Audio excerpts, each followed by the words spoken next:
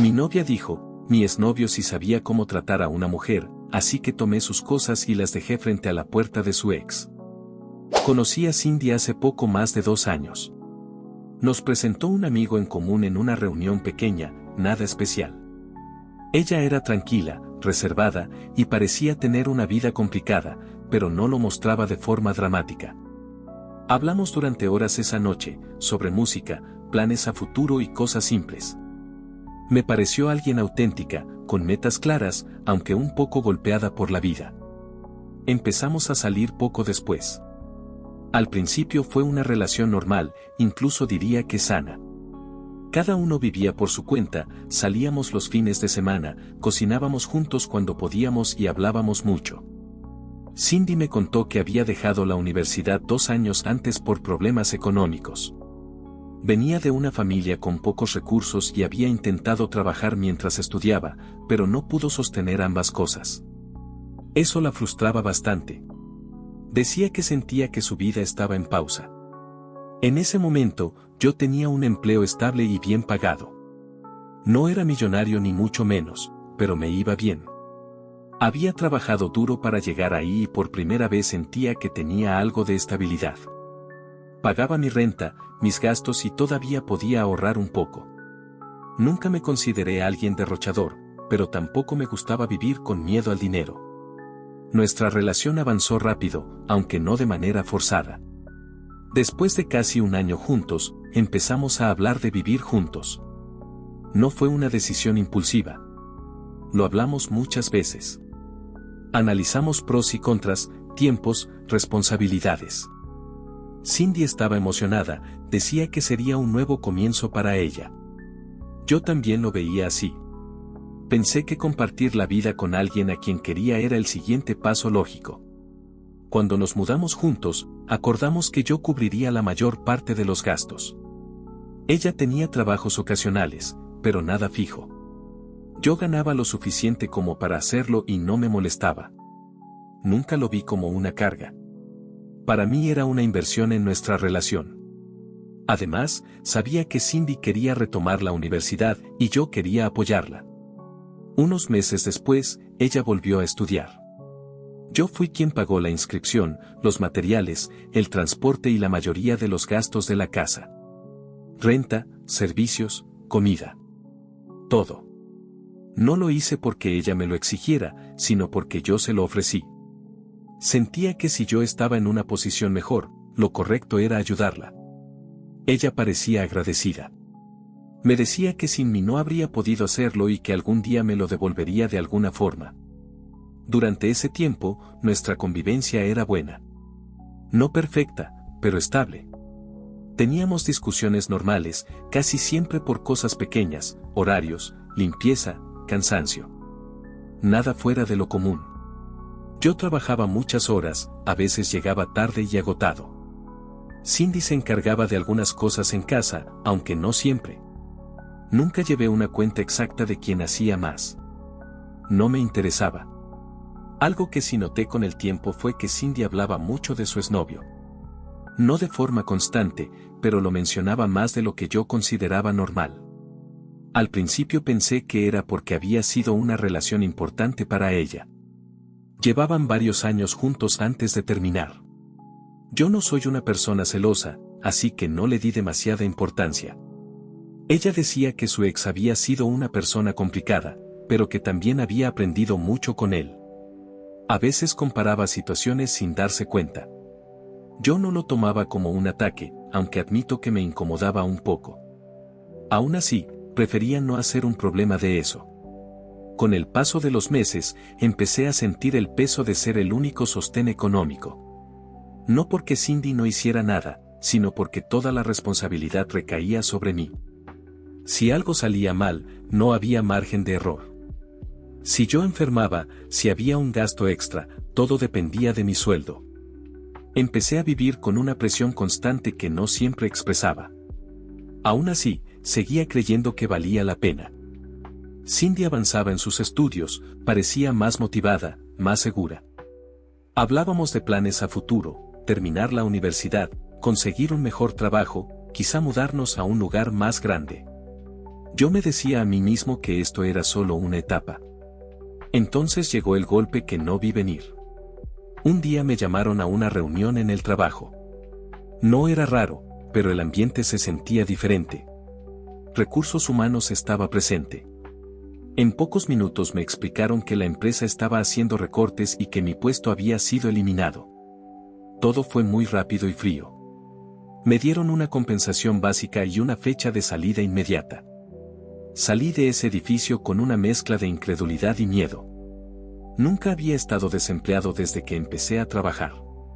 Mi cabeza se llenó de preguntas: ¿cómo iba a pagar la renta? ¿Qué pasaría con los estudios de Cindy? ¿Cuánto tiempo me tomaría conseguir otro empleo? Esa noche regresé a casa con el peso del mundo encima. Sabía que nuestra situación iba a cambiar y no tenía idea de cómo lo íbamos a manejar.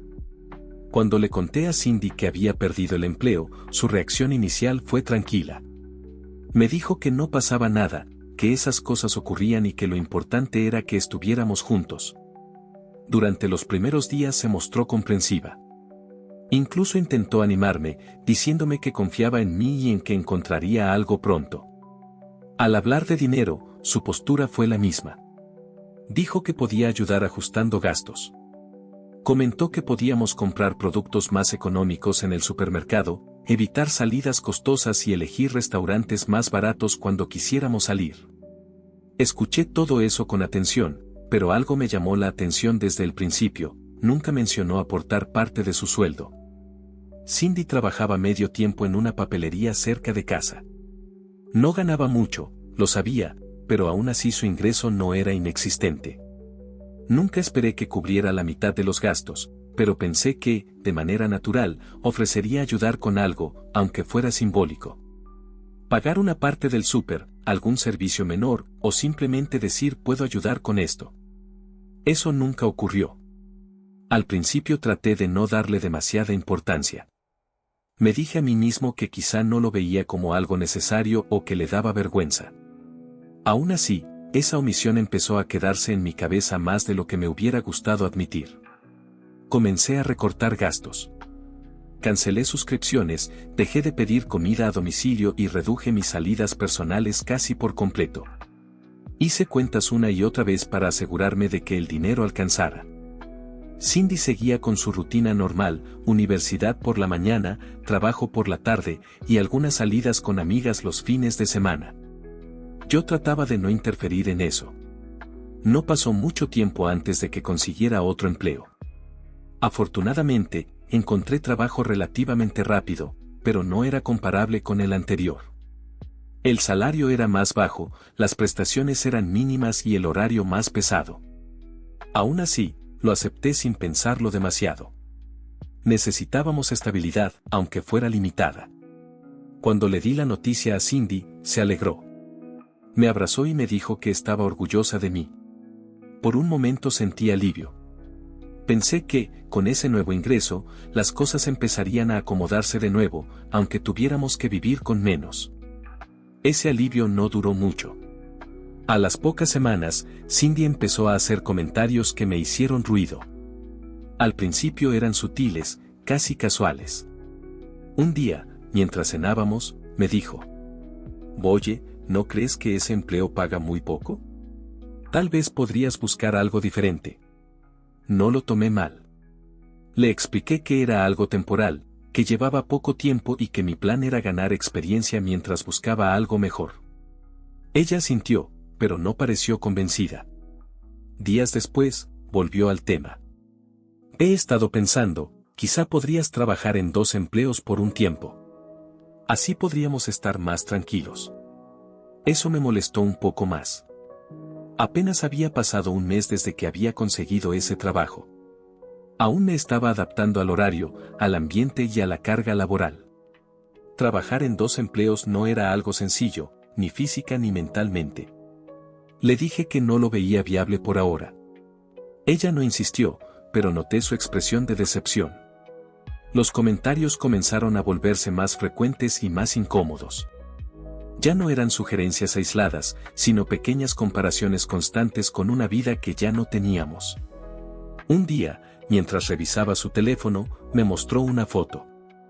Mira, amor, el nuevo iPhone de mi amiga. Está hermoso, ¿verdad? Asentí sin mucho interés. Te lo iba a pedir para mi cumpleaños, pero sé que no podrías, añadió.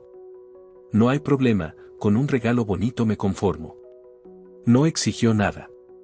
Pero el mensaje estaba ahí. Me sentí incómodo, como si estuviera fallando en algo que antes daba por sentado. No respondí nada. Solo sonreí de forma automática y cambié de tema. A partir de ese momento, empecé a notar un patrón. Cada comentario estaba envuelto en un tono aparentemente comprensivo, pero siempre dejaba claro que ahora yo no estaba a la altura de lo que ella esperaba. Nunca decía necesito esto o quiero aquello, pero lo insinuaba constantemente. Yo, por mi parte, me sentía cada vez más agotado. El nuevo empleo era demandante, y la presión de llegar justo a fin de mes me tenía en constante tensión. Dormía mal y estaba irritable. Aún así, intentaba mantener la calma en casa. Un día en particular fue especialmente malo. En el trabajo cometí un error. Rompí un material que se utilizaba en la empresa. No fue algo grave, pero me llamaron la atención y me dijeron que el costo del material sería descontado de mi sueldo. El monto no era alto, pero emocionalmente me afectó mucho más de lo que esperaba. Sentí que todo se estaba acumulando. Salí del trabajo con la cabeza baja, pensando en números, en facturas, en responsabilidades. Sabía que ese descuento significaba menos margen ese mes. Menos tranquilidad. Mientras manejaba de regreso a casa, empecé a cuestionarme cosas que antes no me había permitido pensar. Me pregunté si realmente estaba en una relación de apoyo mutuo o si solo estaba sosteniendo una carga cada vez más pesada.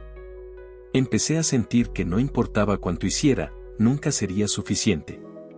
Por primera vez, la idea de terminar con Cindy pasó por mi mente de forma seria. No como una reacción impulsiva, sino como una posibilidad real. Sentía que la relación ya no me daba paz. Al contrario, me drenaba energía, dinero y estabilidad emocional. Llegué a casa, estacioné el auto frente al edificio y apagué el motor. No bajé de inmediato. Me quedé ahí, sentado, con las manos sobre el volante, mirando al frente sin ver nada en particular. Pasaron 5 minutos, luego 10, luego 15. No entraba porque sabía lo que venía. Sabía que al cruzar esa puerta probablemente escucharía otro comentario, otra comparación, otra forma indirecta de recordarme que ya no era el mismo hombre que antes. No tenía fuerzas para eso ese día. Ahí, dentro del auto, en silencio, empecé a aceptar algo que me había estado negando, la relación ya no se sentía como un equipo. Sentía que estaba solo, incluso viviendo con alguien. Finalmente salí del auto y entré a la casa. Cindy estaba en la sala, sentada en el sofá, mirando su teléfono. Al verme, levantó la vista y me saludó con normalidad, como si el día no hubiera tenido ningún peso especial. Hola, dijo. Justo quería hablar contigo. Ni siquiera me había quitado los zapatos cuando continuó. Este fin de semana mi amiga tendrá su despedida de soltera. Quiere que vayamos todas. Me gustaría ir, pero tengo que llevar dinero. Asentí de manera automática. No tenía energía para discutir. Está bien, respondí. Tómalo de tus ahorros. Ella frunció ligeramente el ceño, como si no hubiera escuchado bien. ¿Y no me darás nada tú?, preguntó. Mis ahorros son para otra cosa. Eso fue suficiente para que algo dentro de mí se tensara. La miré con calma, aunque por dentro estaba molesto. ¿Para qué otra cosa?, pregunté. Ese gasto es tuyo. De hecho, deberías empezar a aportar un poco a la casa con tus ahorros. Literalmente estás viviendo aquí. Su expresión cambió de inmediato. Pasó de la sorpresa al enojo en segundos. Tienes la realidad distorsionada, dijo, levantando la voz. Soy tu novia. Tú debes aportar todo. Eres un hombre, ¿no? La frase me golpeó más de lo que esperaba. Respiré hondo antes de responder. Sí, soy un hombre, dije. Solo un hombre intentando sobrevivir. Pero no puedo sobrevivir si hay una mujer que me hace gastar todo mi dinero. Cindy se levantó del sofá, visiblemente molesta. Vaya, no sabía que eras de esos, dijo con sarcasmo. Ahora me dirás que quieres una relación 50-50 o cosas así. ¿Sabes? Lamento decírtelo, pero mi exnovio sí sabía tratar a una mujer. En ese momento algo se rompió. No respondí de inmediato. No levanté la voz. Simplemente caminé hacia el cuarto, tomé una caja que estaba guardada en el closet y la llevé a la sala. Empecé a meter dentro todas las cosas de Cindy, ropa, zapatos, productos personales, todo lo que encontré a mi alcance. ¿Qué te pasa?, preguntó ella, alterada. ¿Qué estás haciendo? No la miré. Seguí empacando. Él sí sabía tratar a una mujer, ¿no?, dije finalmente. Pues adelante. Te llevaré con él. Ahí fue cuando pareció darse cuenta de que hablaba en serio. Amor, tranquilo, dijo, acercándose. No quise decir eso. Solo estaba estresada. Me detuve y la miré por primera vez desde que había empezado a empacar. ¿Tú estresada?, respondí. No haces nada, no aportas nada. Solo drenas mi dinero. Eres una sanguijuela. Lárgate. Cerré la caja, la cargué y salí del departamento sin esperar respuesta. Bajé las cosas al auto y regresé por más. Mientras lo hacía, Cindy me seguía, llorando, intentando hablarme, pidiéndome que me calmara. Cuando terminé de cargar todo, abrí la puerta del copiloto. Súbete al auto, le dije. Si no quieres que tire todo esto al basurero. Ella dudó unos segundos, pero al final subió, llorando. Arranqué el auto sin decir una sola palabra. Durante todo el camino, mantuve la mirada fija al frente. Cindy hablaba sin parar. Decía que lo sentía, que no lo había pensado, que estaba cansada, que no quería terminar así. Yo no respondí. Sabía exactamente a dónde iba. Conocía el edificio donde vivía su exnovio porque uno de mis amigos vivía ahí. Mientras conducía, saqué el teléfono y lo llamé. Hola, Daniel, dije. ¿Me podrías decir en qué departamento vive Douglas, el ex de Cindy? Hubo un breve silencio al otro lado de la línea. Sí, respondió. Vive en el 512. ¿Por qué? Colgué sin dar explicaciones. Llegué al edificio, estacioné el auto y bajé. Tomé una de las cajas y caminé hacia la entrada. Cindy seguía llorando dentro del auto. Toqué el timbre. ¿Diga? Respondieron desde dentro. Sí, hola, dije. Douglas, te traigo un paquete. Ah, claro, respondió. Ya bajo. Mientras esperaba, escuchaba los sollozos de Cindy detrás de mí. No me moví. No dije nada más. Douglas bajó pocos minutos después. Lo reconocí de inmediato, aunque solo lo había visto una vez en persona. Parecía sorprendido al verme, y más aún al notar la situación. Las cajas estaban apiladas cerca de la entrada y Cindy seguía dentro del auto, llorando. Cuando Douglas se acercó, Cindy abrió la puerta del coche y salió apresuradamente. Caminó hacia él y, sin decir nada más, se arrodilló frente a él. Yo me quedé a unos pasos de distancia, observando sin intervenir. Por favor, dijo ella entre sollozos, ayúdame. No me dejes aquí. Douglas la miró confundido, luego me miró a mí, y después volvió a mirarla a ella. Su expresión cambió de sorpresa a nerviosismo en cuestión de segundos. Antes de que cualquiera de nosotros dijera algo, él habló. Mira, si ya lo sabe, yo no quería que fuera así, dijo.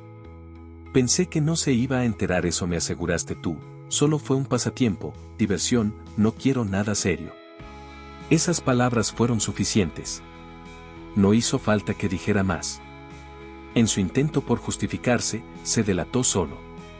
No habló de una suposición ni de un malentendido. Habló como alguien que sabía exactamente de qué se le estaba acusando. Cindy levantó la vista de inmediato, como si no entendiera lo que estaba pasando. ¿De qué estás hablando?, preguntó. No digas eso. Douglas dio un paso atrás. No, respondió. Esto no es lo que quiero ahora. No voy a meterme en problemas otra vez. Miró las cajas, luego a Cindy, y negó con la cabeza. No cuentes conmigo, añadió. Ya pasó. Yo no te pedí que vinieras. Sin decir nada más, se dio la vuelta y regresó al edificio. La puerta se cerró detrás de él sin que nadie más interviniera. Cindy se quedó ahí, arrodillada, inmóvil. El silencio fue pesado. Yo no sentí satisfacción ni alivio inmediato. Solo una confirmación amarga de que muchas de mis dudas no eran imaginaciones. Me acerqué a las cajas y las dejé junto a la entrada. Volví al auto y abrí la puerta. Ahí están tus cosas, dije. No vuelvas a buscarme. Solo lloraba. Me subí al auto y me fui. El camino de regreso fue distinto. No sentía la misma presión en el pecho que había tenido durante semanas. Tampoco sentía euforia. Era una sensación extraña, una mezcla de tristeza y ligereza. Como cuando se suelta algo que pesaba demasiado, aunque haya dolido cargarlo tanto tiempo. Cuando llegué a casa, el departamento se sentía vacío. No por su ausencia, sino por el silencio. Me senté en el sofá y dejé que el cansancio me alcanzara. Esa noche dormí mejor de lo que había dormido en meses. Los días siguientes no fueron fáciles, pero fueron claros. No hubo llamadas, no hubo mensajes. Yo tampoco la busqué. Me concentré en mi trabajo, en organizar mis finanzas y en recuperar rutinas que había dejado de lado. Con el tiempo, algo cambió. Mi salario, aunque más modesto que el anterior, empezó a rendirme. Sin los gastos constantes, las exigencias indirectas y la presión de cumplir expectativas ajenas, el dinero alcanzaba. Podía pagar la renta, los servicios, la comida, y aún así me quedaba para pequeños gustos. Nada extravagante, pero suficiente para sentirme en control. Más importante aún, recuperé la tranquilidad. Dejé de sentir miedo al llegar a casa. Dejé de anticipar comentarios, comparaciones o reproches disfrazados de bromas. Volví a sentir que mi esfuerzo tenía sentido. Han pasado varios meses desde entonces. No digo que mi vida sea perfecta ahora, pero es estable. Y esa estabilidad vale más de lo que creía. Aprendí que no todas las relaciones se rompen por falta de amor. Algunas se rompen por falta de respeto, de reciprocidad y de comprensión. Hoy entiendo que ayudar a alguien no significa sacrificarse por completo. Y que una relación no debería sentirse como una carga constante. Eso fue lo que viví. Eso fue lo que aprendí.